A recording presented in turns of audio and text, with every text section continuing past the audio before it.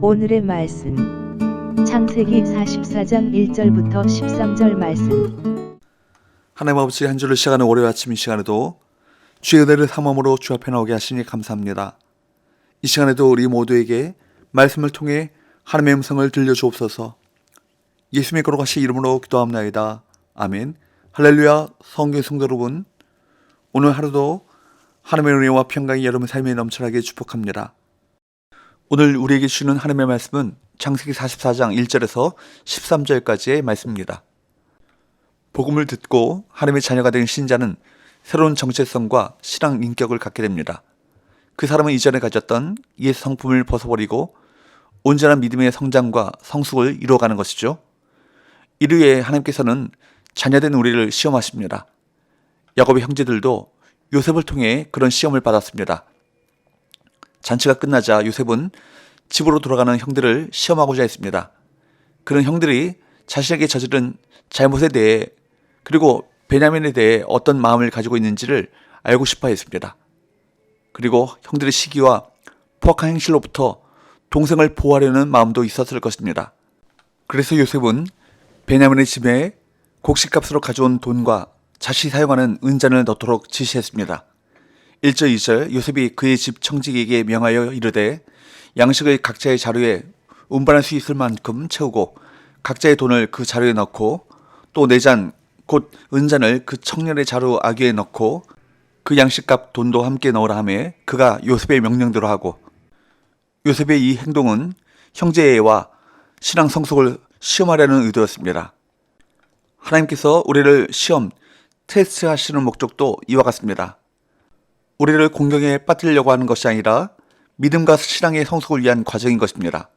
결국 하나님은 우리를 축복해 주십니다. 그렇기에 우리는 여러 가지 시험을 만날 때 온전히 기뻐해야 할 것입니다. 3절부터 6절의 말씀을 보면 날이 밝아 형제들이 가나안 땅을 향해 출발한 지 얼마 안 되어 요셉의 청지기가 그들을 추격합니다. 그리고 어찌하여 주인의 은잔을 훔쳐갔느냐고 추궁합니다.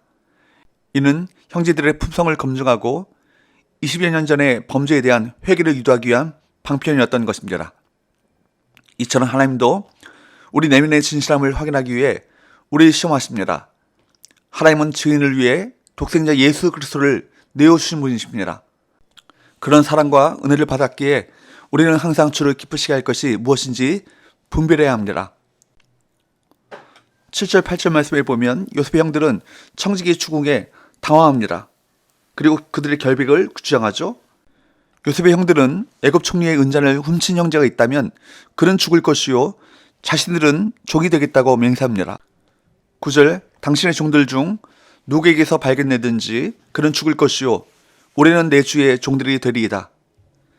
자신들이 결단코 그런 일을 행한 적이 없었기 때문에 자신 있게 말할 수 있었습니다. 여기서 보는 것처럼 우리도 때때로 억울한 시험을 당합니다.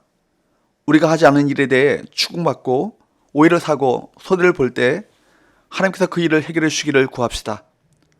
욕심에 이끌려 당하는 시험이 아니라 하나님의 뜻대로 당하는 시험이라면 크고 영광스러운 일이 우리를 기다리고 있을 것입니다. 이에 10절에서 청지기는 은잔을 훔친 사람만 요셉의 종이 될 것이며 나머지는 무죄로 풀려날 것이라고 말합니다. 다음 11절 12절 말씀에 보면 마지로부터 시작해 막내까지 이어진 수색이 이루어지는데 결국 베냐민의 자루에서 은잔이 발견됩니다. 절대 나올 리 없다고 장담했던 형제들이 얼마나 놀랐겠습니까? 13절 그들이 옷을 찢고 각기 짐을 나귀에 싣고 성으로 돌아가니라. 13절에는 아무런 대화도 없고 단지 그들이 옷을 찢은 행동만 기록되었습니다. 성경은 그들의 행동만 기록함으로써 이들의 말로 표현할 수 없는 충격에 휩싸였음을 보여주고 있습니다. 형제들의 태도 또한 주목해야 합니다. 그들이 옷을 찢고 3인칭 복수로 모든 형제가 옷을 찢었습니다. 지금 이들의 행동은 과거와 상반되는 모습을 보여주고 있습니다. 그들이 요셉을 팔아버렸을 때 그들은 아버지에게 요셉의 옷을 보여주었을 뿐 그것을 보고 자신의 옷을 찢은 사람은 아버지 야곱뿐이었습니다. 사실 형제들은 다시 한번 아버지의 사랑을 독차지하고 있는 아들 베냐민을 떨어뜨릴 수 있는 절호의 기회를 맞았습니다. 그들은 양심의 가책을 느낄 필요도 없었습니다. 베냐민이 애굽 총리의 은자를 도둑질했기 때문입니다. 형제들은 곧 식량이 떨어질 가나안으로 가야 하는가, 아니면 베냐민과 함께 애굽으로 갈 것인가. 그 순간에 그들은 현장에서 붙잡힌 베냐민을 홀로 보내지 않고 함께 애굽으로 돌아갑니다. 형들은 베냐민을 홀로 보낼 수 없었기에 베냐민과 함께 애굽 총리에게로 돌아가는 것입니다. 과거의 요셉을 시기에 죽이려 하고 무정하게 팔아넘기던 형들이 이제는 어려움에 처한 이복 동생 베냐민과 함께 하려 하는 것입니다. 이것은 그들이 과거의 요셉을 노예로 팔아넘길 때와는 다르게 서로 우애하는 모습입니다. 우리도 시험과 고난을 통해 하나님의 자녀로서 신앙 인격의 성숙과 변화에 진보를 보여야 할 것입니다. 그럴 때 마침내 하나님의 복을 받습니다. 과거 요셉을 애굽에 팔아넘기는 악행을 서슴지 않았던 요셉의 형들은 두 번의 애굽 방문과 역경을 통해 하나님의 백성다운 성숙한 모습으로 변화됩니다. 우리 역시 인생의 시련과 고난이 고통스럽지만 믿음의 성숙을 위한 기회가 될 것입니다. 그러면 마침내 우리는 하나님의 주시는 큰 복을 받아 누릴 것입니다. 기도합시다. 하나님 아버지, 우리 신앙이 성숙해가고 성장해 나가길 원합니다.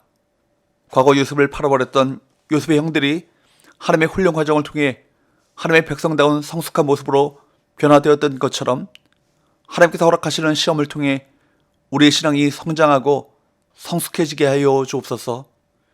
예수님의 거룩하신 이름으로 기도합나이다. 아멘.